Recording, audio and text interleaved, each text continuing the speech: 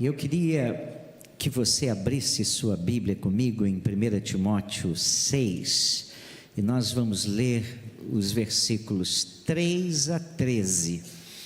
E o tema da mensagem também é esse: lembretes do céu. 1 Timóteo 6, de 3 a 13. Olha aí para a sua Bíblia, nós vamos fazer a leitura na versão século 21, mas me acompanhe na sua versão. Acharam? Diz assim a palavra de Deus: querem ficar sentados ou se levantar? Então, já que se levantaram, por favor. É porque antigamente, deixa eu dizer, antigamente o pessoal fala assim, em reverência à palavra de Deus, fica em pé. Eu sei ser reverente sentado, irmãos, tá? Então, eu geralmente quando peço para ficar de pé é para descansar. Às vezes estamos muito tempo sentado ou muito tempo em pé e temos que sentar ou temos que levantar. Mas você fique à vontade. Se você está cansado, pode ficar. Consegue ficar reverente ouvindo? Então faça isso. Diz assim a palavra de Deus: se alguém ensina alguma outra doutrina e discorda das sãs palavras de nosso Senhor Jesus Cristo e da doutrina que é de acordo com a piedade, é arrogante e não compreende nada, mas delira em questões e discórdias acerca de palavras. Dessas coisas nascem invejas, brigas, calúnias, suspeitas maliciosas, disputas de homens de entendimento corrompido e privados da verdade, que imaginam que a piedade é fonte de lucro. De fato, a piedade acompanhada de satisfação, algumas versões dizem de contentamento. A piedade acompanhada de satisfação é grande fonte de lucro, porque nada trouxemos para este mundo e daqui nada podemos levar. Por isso, devemos estar satisfeitos se tivermos alimento e roupa, mas os que querem ficar ricos caem em tentação, em armadilhas e em muitos desejos loucos e nocivos que afundam os homens na ruína e na desgraça, porque o amor ao dinheiro é a raiz de todos os males, e por causa dessa cobiça, alguns se desviaram da fé e se torturaram com muitas dores. Mas tu, ó homem de Deus, foge dessas coisas e segue a justiça, a piedade, a fé, o amor, a constância, a mansidão. Trava o bom combate da fé, apodera-te da vida eterna, para a qual foste chamado, tendo já feito boa confissão diante de muitas testemunhas. Diante de Deus, que dá vida a todas as coisas, e de Cristo Jesus, que perante Pôncio Pilatos deu o testemunho da boa confissão, eu te exorto. Queira Deus abençoar sua palavra. Fica de pé ainda um pouquinho, vamos orar. Ó Pai, se a tua palavra santa, ela foi nos dada, Senhor, para edificar a nossa fé. Ela nos foi dada, Senhor, para nos abençoar.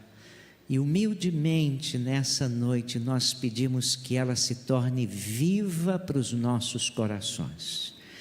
Que ela edifique, nos abençoe, Senhor.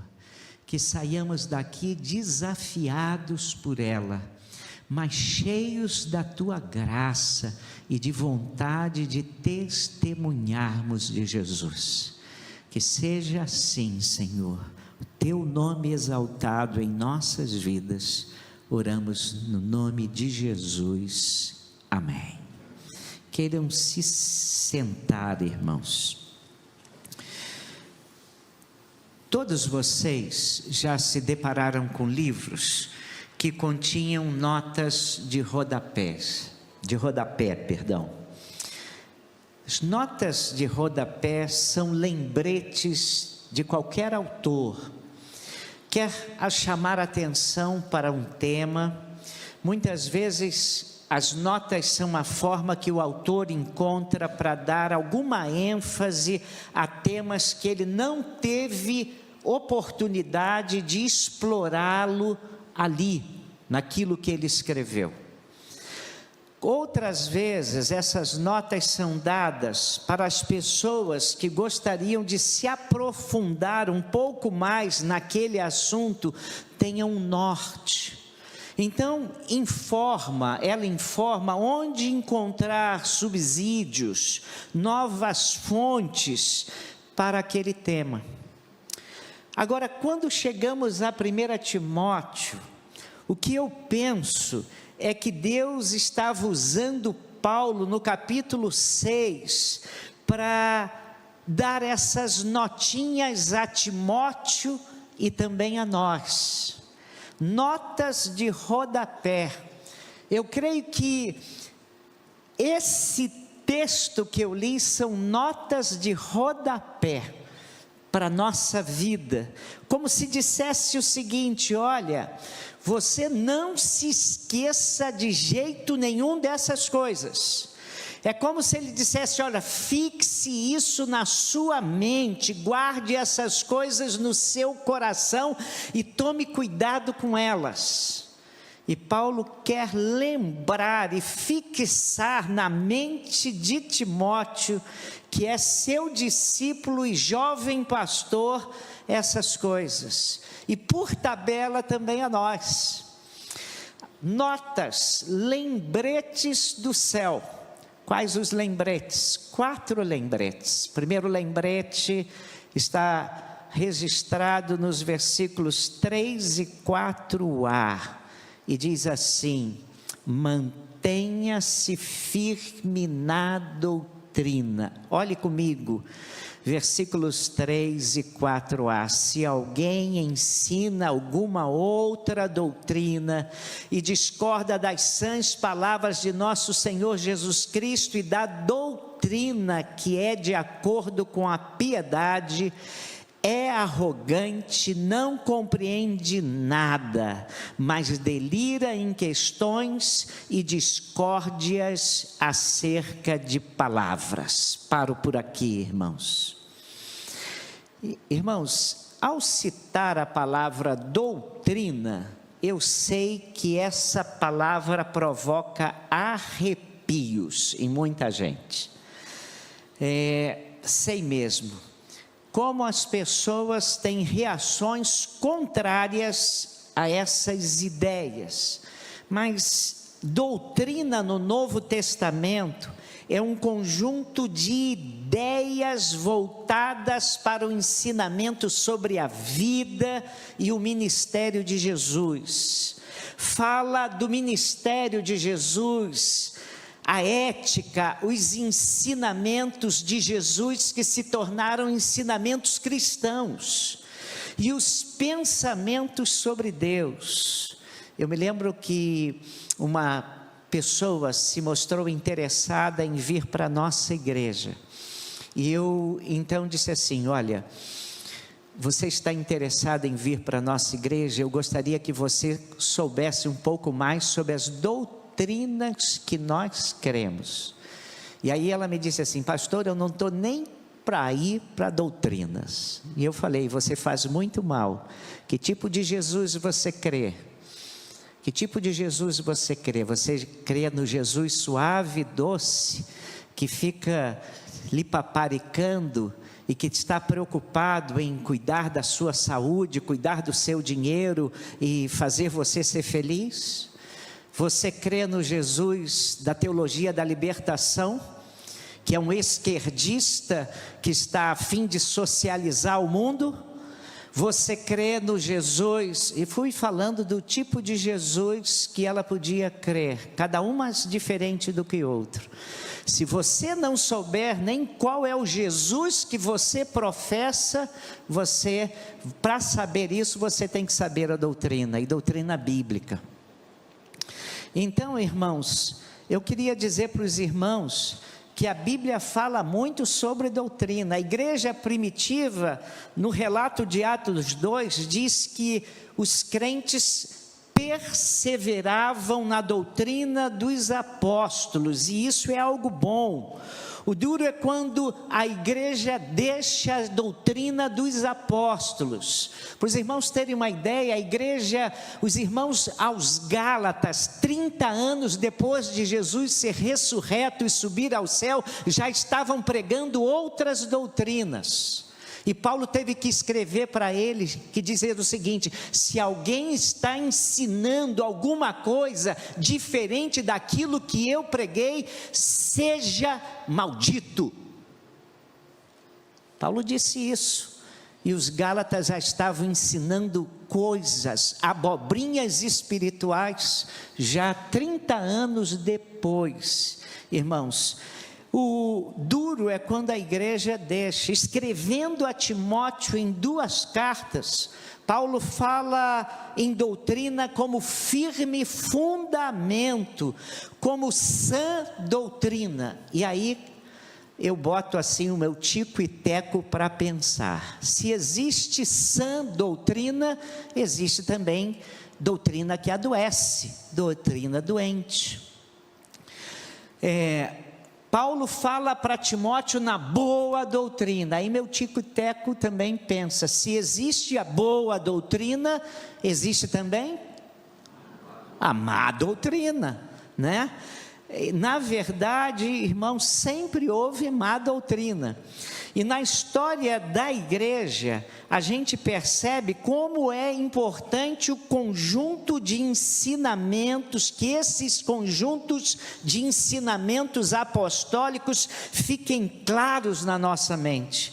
Já repararam como nós temos muita dificuldade para definir hoje aquilo que é firme fundamento? Porque nós estamos, e eu tenho dito isso com certa frequência, numa sociedade plural, com muitos subjetivismos e relativismos, e é tanta coisa na cabeça da gente, e a gente tem que fazer o que o apóstolo Paulo está falando com Timóteo: mantenha-se firme na doutrina dos apóstolos, não arrede o pé nessas doutrinas sãs. E aí a gente vai para a história da igreja, e na história da igreja surgiram, depois do Novo Testamento, os pais da igreja. Vou contar alguns: Irineu, Tertuliano, Eusébio. Todos eles queriam trazer à igreja a boa doutrina. E eles diziam: caminhem por aqui, meus queridos, não se desviem daqui. E por quê? Porque naqueles dias começaram a surgir muitas novas doutrinas, e heresias estavam brotando dentro da igreja, e então eles sentiram necessidade de fixar o cânon do Novo Testamento. E isso foi feito no Concílio de Cartago, em 396 depois de Cristo. E eles diziam assim: se nós não firmarmos o nosso ponto de vista doutrinário, daqui a pouco nós vamos ter livros de tudo quanto é jeito, falando um monte de coisas que Jesus nunca falou.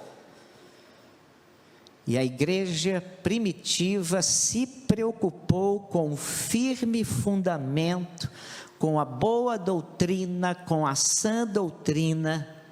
E a mesma coisa aconteceu depois da reforma religiosa em 1517. Quando a reforma aconteceu no século XVI, havia de tudo. A igreja se desvirtuou completamente. Preste atenção: havia gente vendendo perdão de pecados, vendendo cargos públicos, porque eram cargos políticos também, e a igreja tinha muita influência política. Havia gente que adorava as relíquias, que eram supostamente pedaços da cruz de Cristo. Eu me lembro, irmãos, eu era garotinho que diz 12, 13 anos, naquela época. Os garotos de 13 anos são todos maiores que eu, hoje, né? Mas eu me lembro que o arcebispo do Rio de Janeiro foi visitar a minha escola, E o diretor botou todo mundo em forma e disse o seguinte: quando o arcebispo chegar, beijem o anel dele, porque lá está um pedaço da cruz de Cristo, tá? Fizeram uma fila grande para beijarem o anel do arcebispo, porque estava lá.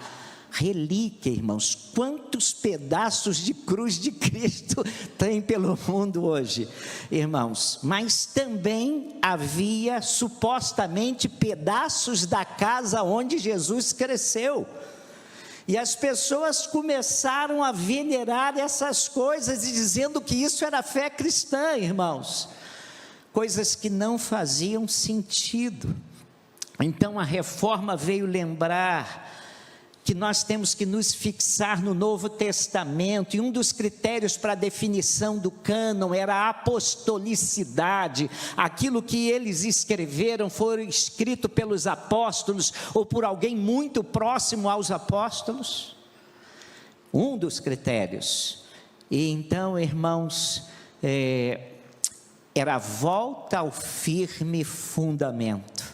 E nos dias de hoje é impressionante, a gente percebe que a sã doutrina se perde facilmente. Gente que já foi ícone, referência no meio evangélico, que faz afirmação absolutamente estranha, irmãos.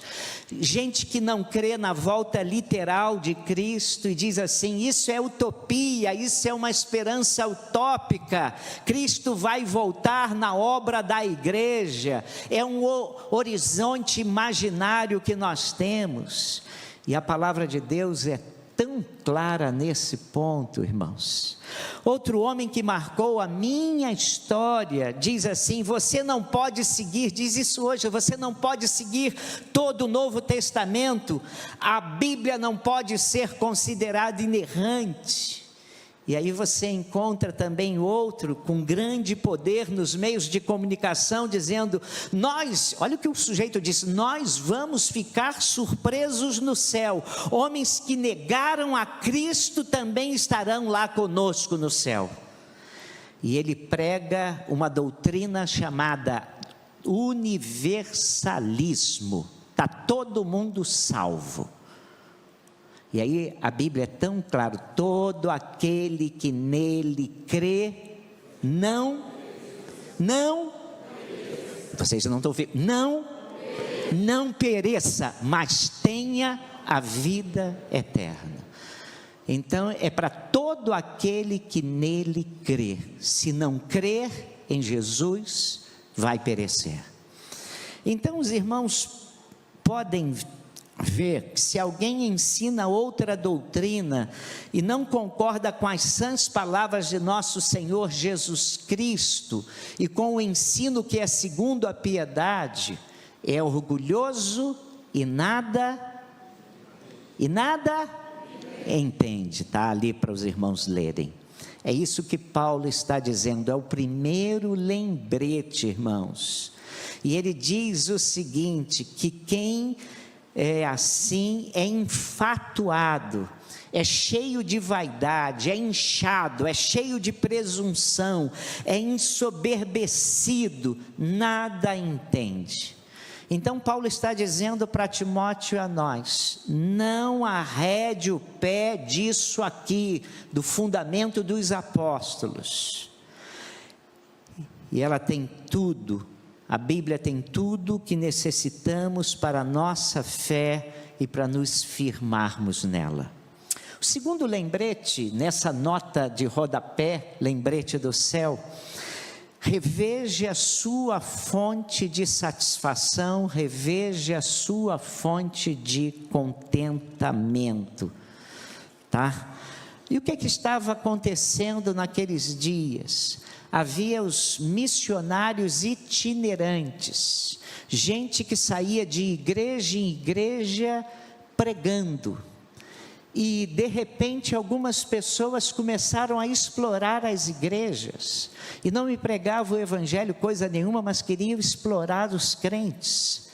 E na carta de Judas, na carta de Pedro, Pedro chama a atenção das igrejas para isso, porque esses homens e mulheres, sobretudo homens, eles tiravam seu meio de sustento, as suas fontes de renda desse pular de galho em igreja, recebendo ofertas.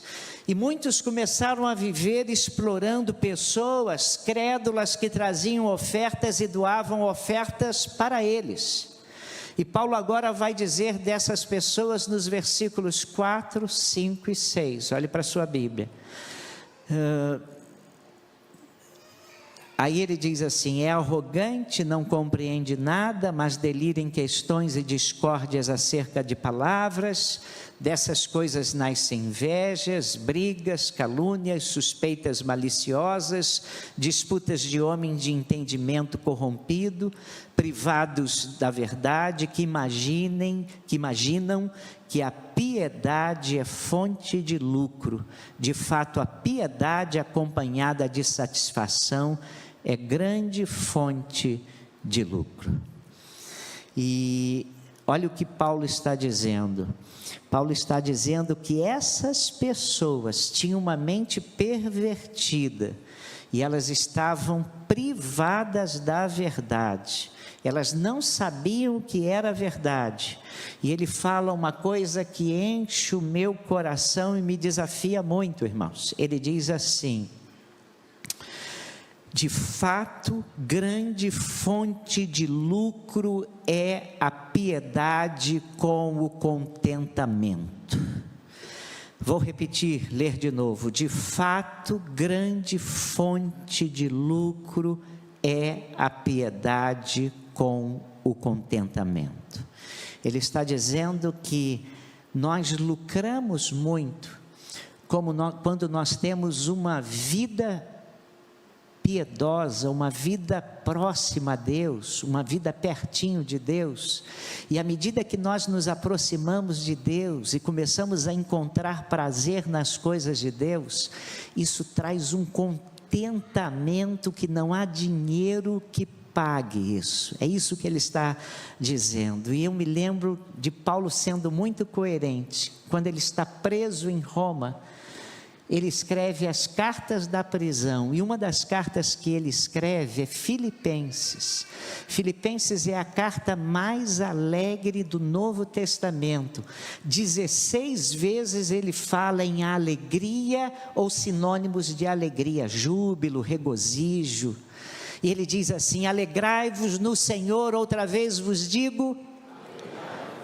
Paulo preso lá, e ele diz assim, ele diz que lá escrevendo, ele diz que aprendeu a ter nada e a ter muito.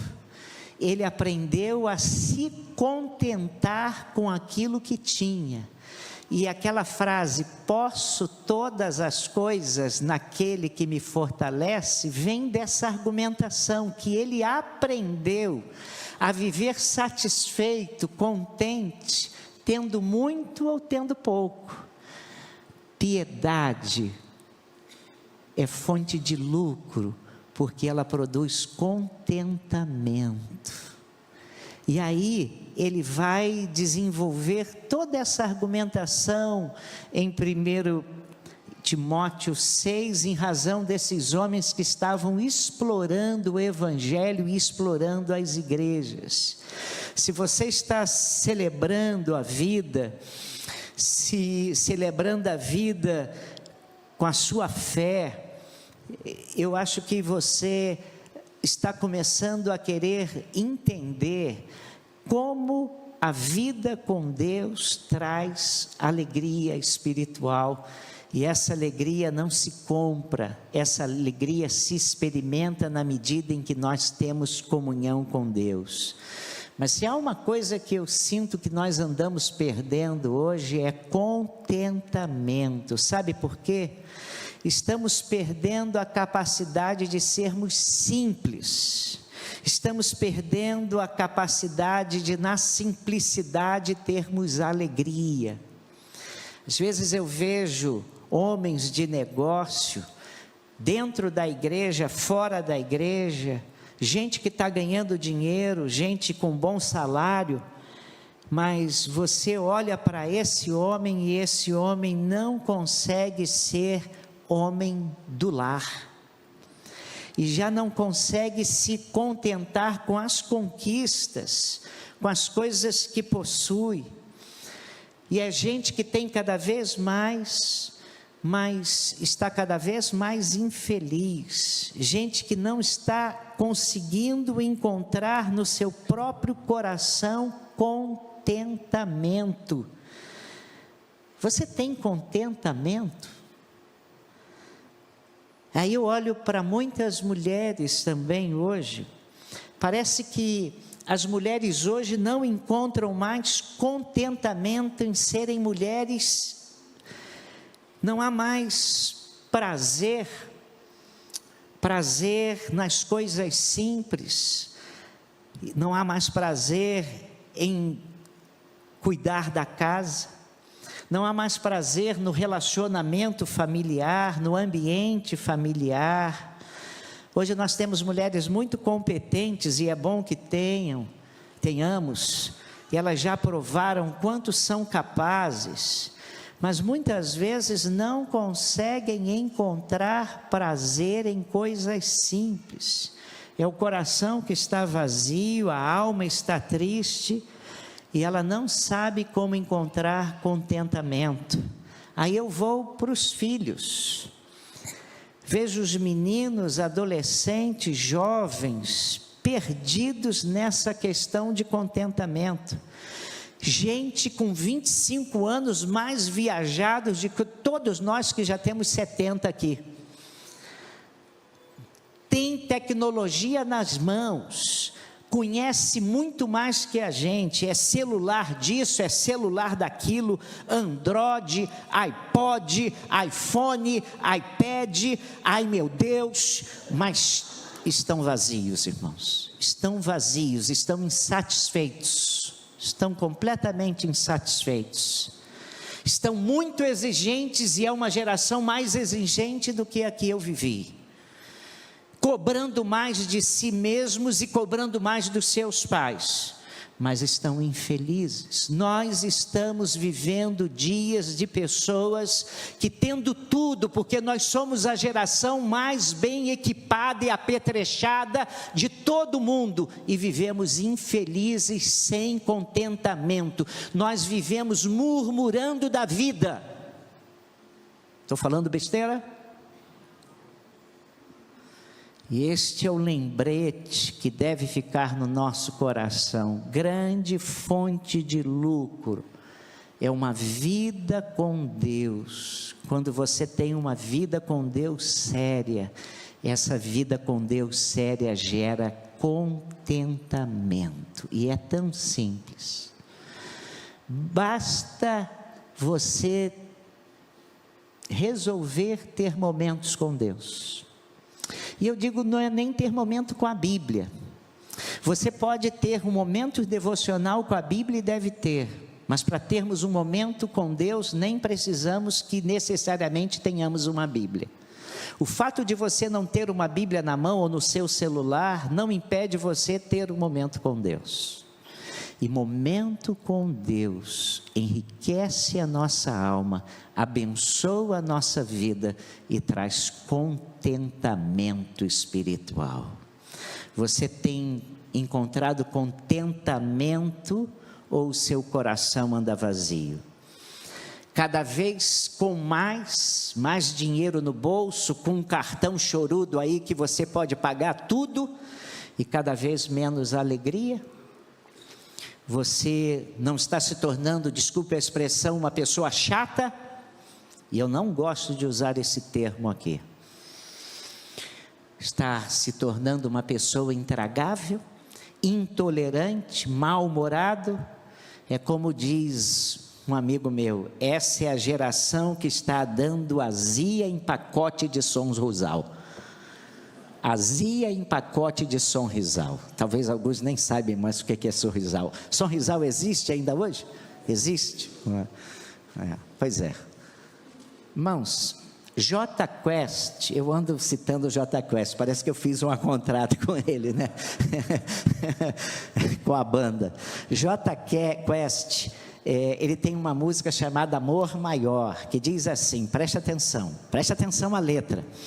Eu quero ficar só, mas comigo só eu não consigo. Às vezes a gente canta as coisas e não para pensar no que o cara está dizendo. Ele está dizendo o seguinte, olha, eu quero ficar só, mas comigo só eu não consigo. Em outras palavras, irmãos, olha, eu quero ficar só, mas comigo eu não me aguento.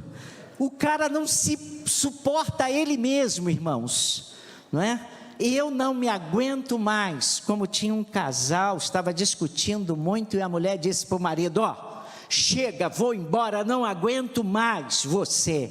E o marido respondeu, tudo bem, mas se você for embora eu vou também, porque eu também não me aguento. Você tem encontrado prazer? Você tem alegria em ser gente? Você tem satisfação na vida? Você tem contentamento? Talvez você esteja procurando contentamento em dinheiro. Talvez você esteja procurando contentamento em fontes erradas. O contentamento que você está procurando, você encontra em Deus. Grande fonte de alegria é a piedade com contentamento. É o segundo lembrete do céu para nós, porque nós temos que lembrar isso para a igreja, irmãos, temos que lembrar isso para a igreja. Em terceiro lugar, nesse texto aqui, Paulo diz assim, coloque o dinheiro no lugar certo, versículos 6 a 10, de fato, a piedade acompanhada de satisfação é grande fonte de lucro, porque nada trouxemos para este mundo e daqui nada podemos levar, e por isso devemos estar satisfeitos se tivermos alimento e roupa. Mas os que querem ficar ricos caem em tentação, em armadilhas, em muitos desejos loucos, nocivos, que afundam os homens na ruína e na desgraça, porque o amor ao dinheiro é a raiz de todos os males, e por causa dessa cobiça, alguns se desviaram da fé e se torturaram com muitas dores. É o sujeito que vai com tanta fome, tanto desejo de ficar rico, que cai em ruína e na perdição. Faz tantas tentativas para ter, para encontrar isso e aquilo, que cai na perdição. Ele acaba atormentando a alma dele. E agora preste atenção ao versículo 10, porque o amor ao dinheiro é a raiz de todos os males, e por causa dessa cobiça, alguns se desviaram da fé e se torturaram com muitas dores. Então, o único jeito aqui é aprendermos a colocar o dinheiro no lugar certo. Põe as coisas no lugar certo. Bob Marley, olha que eu estou citando hoje, Bob Marley, tá? Ele diz o seguinte: pessoas foram feitas para serem amadas e dinheiro para ser usado. Então, porque há gente que usa as pessoas e ama o dinheiro. E o homem, outra pessoa disse o seguinte: o homem perde a saúde para juntar dinheiro e depois perde o dinheiro para recuperar a saúde. Verso 9 está dizendo: os que querem ficar ricos caem em tentações, em ciladas, diz uma versão, e o amor ao dinheiro é a raiz de todos os males. Jesus coloca o dinheiro no lugar certo. Ele trata dinheiro como mamon. Ele diz que dinheiro é mamon. Trata o dinheiro como uma entidade, como alguma coisa que tem vida. Qualquer coisa que acontece na sua vida espiritual, você tem que se lembrar que dinheiro, Jesus o classifica como uma entidade, mamon, e ele exige a sua adoração. Dinheiro exige a sua adoração. E a única forma de você poder não fazer do dinheiro um ídolo para o seu coração é destroná-lo do seu coração, zombar dele. E você faz isso aprendendo a dar. É preciso usá-lo para ajudar pessoas, para abençoar gente, usá-lo para a glória de Deus também. E quando a gente faz isso, a gente está dizendo para ele: você é controlado por mim, não é você quem vai me dizer o que eu vou fazer, mas sou eu que lhe digo para onde você vai. E aí você inverte a lógica exploratória, desumana e idolátrica. E aí você entra na dimensão da adoração através do seu dinheiro. Irmãos, Roald David, ele tem 4 pontos sobre o dinheiro que são extraordinários. Eu já falei-os aqui em outra ocasião, mas há muito tempo não falo nisso. Ele fala que há 4 princípios sobre o dinheiro que devem nortear o nosso coração. Primeiro ponto, ele diz assim: aprenda a ganhar dinheiro honestamente. Segundo ponto, aplique o seu dinheiro sabiamente. Terceiro ponto, doe generosamente. E ele diz: aprenda a doar o que você tem. Agora ele diz: desfrute abundantemente. Eu acho isso extraordinário, porque o 4º ponto é problema também para nós. Às vezes você ganhou dinheiro honestamente, deu um duro danado e ganhou um bom dinheiro. E na hora de desfrutar do dinheiro vem a consciência: os menininhos pobres da Indonésia, o pessoal, entendeu? Aquela hora, você que ganhou o dinheiro honestamente, e você que é generoso, diz o 2º ponto. Terceiro ponto, doe generosamente. Na hora de você usufruir das bênçãos do dinheiro, faça isso com alegria. São férias para a sua família, faça o melhor que você possa ir. Use o dinheiro para abençoar os seus também, e não tenha nenhum recalque com isso. Você está cumprindo aquilo, ganhando dinheiro honestamente, aplicando o seu dinheiro sabiamente, doando generosamente, então desfrute-o abundantemente. Eu acho isso de um equilíbrio fundamental, irmãos. Aprenda a viver o seu dinheiro para a construção do reino, mas também aprenda para a alegria do seu coração, para a vivência da sua família, para celebrar com os seus amigos. Gosto sempre de contar a história de um diácono de uma das igrejas em que eu fui pastor. Esse irmão trabalhou muito duro na África do Sul, anos, e com a graça de Deus e muito esforço pessoal, ele conquistou um bom pé de meia, e ele voltou para aquele país que eu não posso mais citar o nome, e aí ele voltou para aquele país, foi vice-moderador da nossa igreja, e aí, irmãos, ele tinha um sonho de comprar uma Mercedes, e ele comprou uma Mercedes. Ele tinha uma Mercedes do ano, e irmãos, eu pegava carona naquela Mercedes e ficava, uau, né? Legal ele ter Mercedes. Mas ele tinha um vizinho crente também, que ganhou muito dinheiro, trabalhando na Suíça. Só que era da Assembleia de Deus, trabalhava que nem um doido, tinha um casarão imenso, muito grande, tão grande quanto o dele, mas tinha um carro velho. Tinha um carrinho velho, carro velhinho, que era o carrinho de trabalho dele. Ele usava aquele carrinho de trabalho para ir aos seus compromissos sociais, e a igreja também. E aí eu estava lá, ele bateu, chamou, me apresentou aquele irmão e falou para o irmão assim: meu querido irmão, compre um Mercedes também. Você está com esse carro velho, compre uma Mercedes também. Sabe por quê? Se você não comprar, o seu genro vai comprar com o seu dinheiro quando você morrer. seu genro vai comprar quando você morrer com o seu dinheiro. E era verdade isso, falou na minha frente, e eu ri pra caramba, mas gostei do conselho. Você tem dinheiro? Compra uma Mercedes também, me convida para andar, que eu vou andar com você, tá bom? Bom, deixa eu ir. Paulo está dizendo para nós, terceiro lembrete: coloque o dinheiro no lugar certo.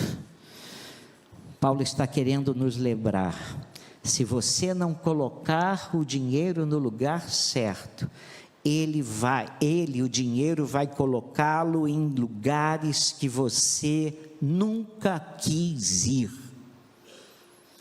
Ele vai colocá-lo em lugares onde você nunca quis ir. E então, irmãos, o quarto e último lembrete, versículo 19, que eu não li, olhe para a sua Bíblia, por favor. Com isso, acumularão um bom tesouro para si mesmos, um bom fundamento para o futuro, para que possam alcançar a verdadeira vida. E o quarto lembrete é que nós devemos nos apoderar da verdadeira vida. Muitas vezes nós nos apoderamos de uma vida falsa, de uma utopia, de uma ilusão, e parece que é exatamente isso que o texto bíblico quer nos ensinar. Se existe vida verdadeira, existe também vida falsa. É uma logicidade que meu tico e teco consegue alcançar, irmãos, tá? Se existe vida em abundância, é que existe também vida mesquinha e ridícula. E eu quero dar uma vida para vocês, disse Jesus, totalmente diferente. Eu quero que vocês tenham vida em abundância. E Jesus nos diz: eu sou o caminho, a verdade e a vida. Então, irmãos,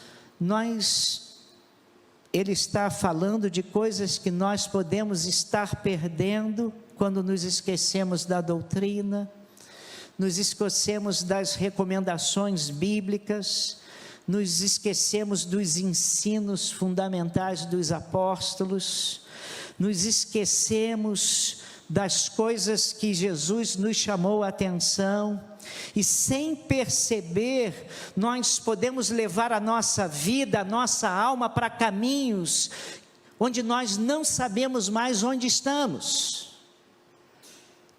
Como aquela pessoa que disse: onde é que está a vida que perdi tentando encontrá-la?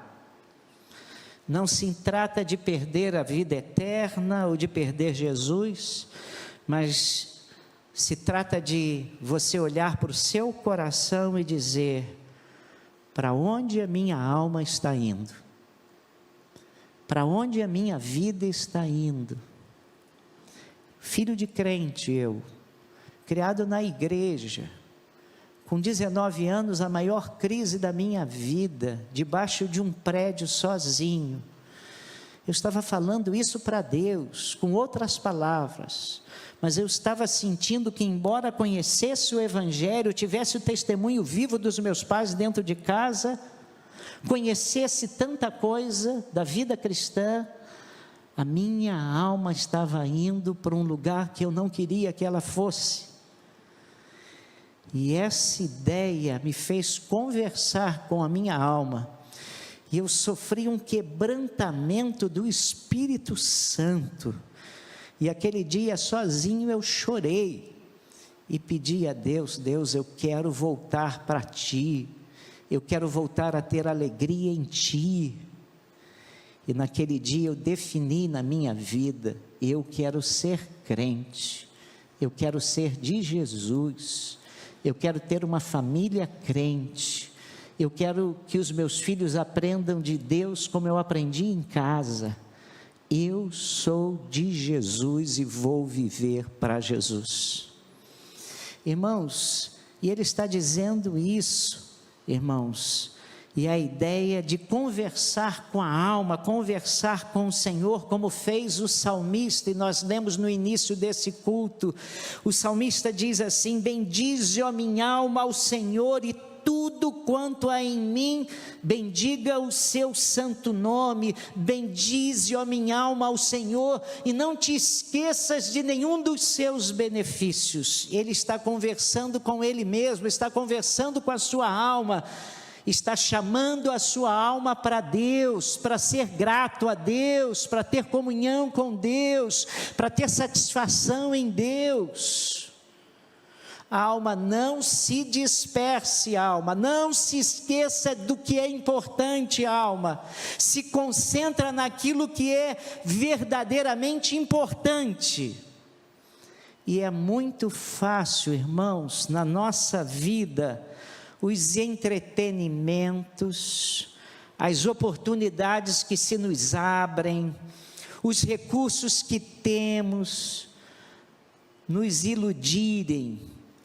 E aí, lá na frente, vamos descobrir que nós estamos muito longe da simplicidade da fé e da simplicidade de Jesus. E vamos nos tornando pessoas dispersas. O entretenimento vai entrando e vai comendo as nossas vidas. E eu não sou contra você ter entretenimento, não. Mas pode nos distrair, e aí a gente não tem mais como orar, se esquece de orar, a gente já não sabe se relacionar com Deus, não sabe se relacionar com a vida, e aí Paulo está nos dizendo: acumule fundamento sólido para você se apoderar da verdadeira vida. Vou repetir isso: acumule fundamento sólido para você se apoderar da verdadeira vida. E a palavra de Deus está nos exortando nessa noite, com os lembretes do céu, a voltarmos para a verdadeira vida. E lá na verdadeira vida, de uma vida simples com Deus, de comunhão com Deus, dando oportunidade à nossa alma de um reencontro com Deus, de nós gozarmos de bênçãos sobre bênçãos.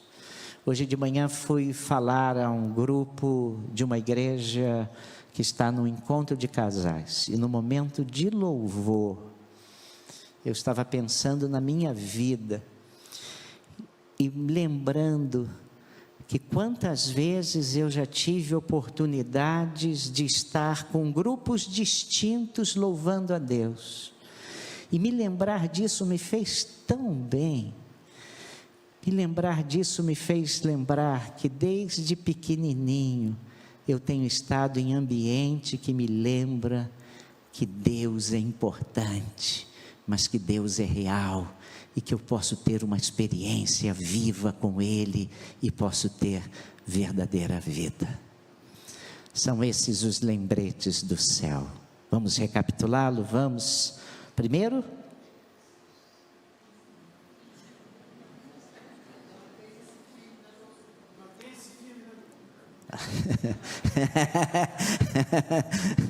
ai, né? Me faz levar o sujeito e faz assim: ó Senhor, mantenha-se firme da doutrina. Segundo, reveja a sua fonte de... Pastor Mauro está lendo bem, está lendo em voz alta. Terceiro, irmãos, coloque o dinheiro no lugar certo. Quarto, apodere-se da verdadeira vida.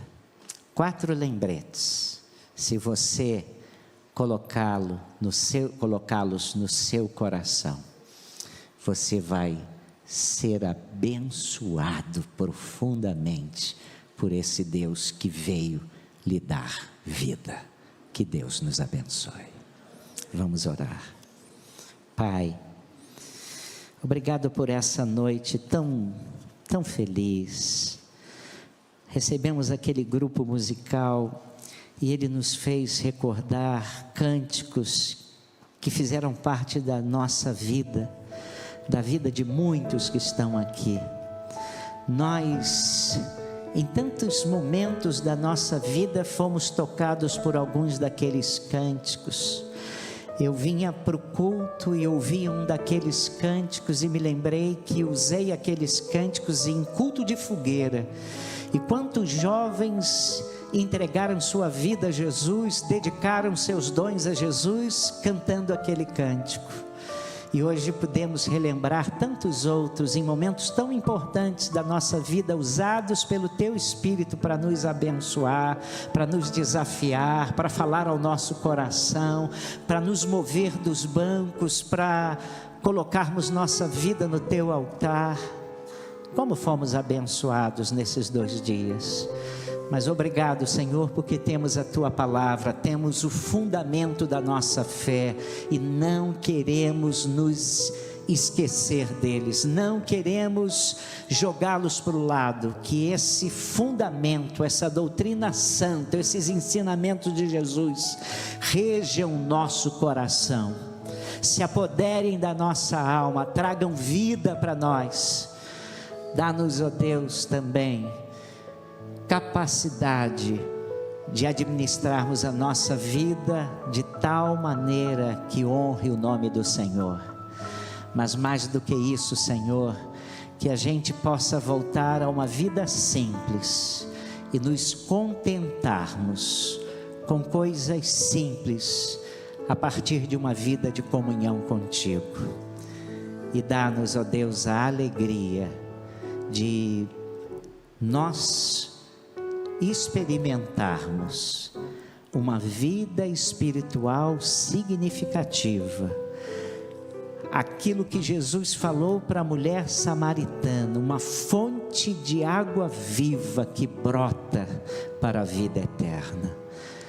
Ó Deus, que tenhamos todos isso encha o nosso coração de alegria e de prazer de sermos Teus. Pedimos essas bênçãos em nome de Jesus.